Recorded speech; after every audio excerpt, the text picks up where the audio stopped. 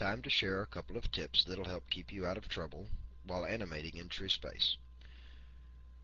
Remember that the job of an animator, besides just making things move and move properly, is also to set up the object and his tools so that he can do his job.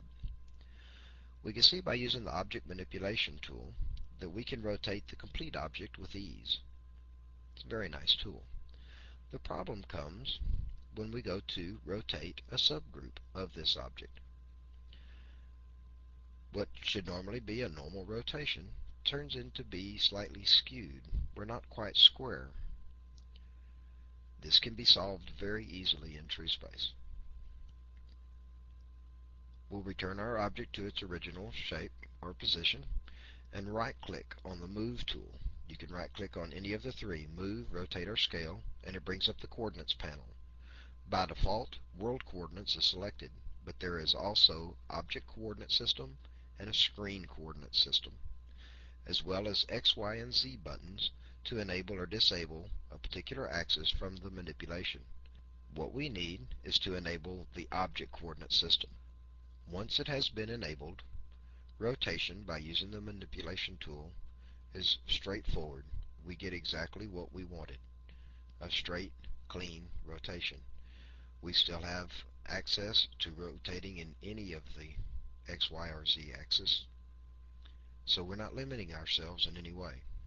So if you should ever run into this situation, remember to right-click one of the Move, Rotate, or Scale buttons and set the Object Coordinate System.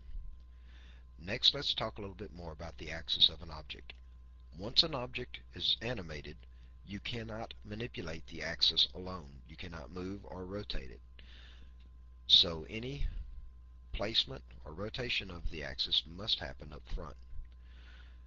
Let's show the axis of this object, and we see that by default TrueSpace gives the object a z-axis in the vertical, y toward the front, and x toward the object's right hand side. This is good for almost all cases except a few, and in these few you must know them up front because you cannot change it later. We need to rotate the axis alone so that z points out the front, y is vertical, and x is to the object's left hand side. In the Object Info panel, that would be 90 degrees on X, 0 degrees on Y, and 180 degrees on Z. I cannot stress enough that placement and rotation of the axis must take place before any animating is done on this object or group of objects.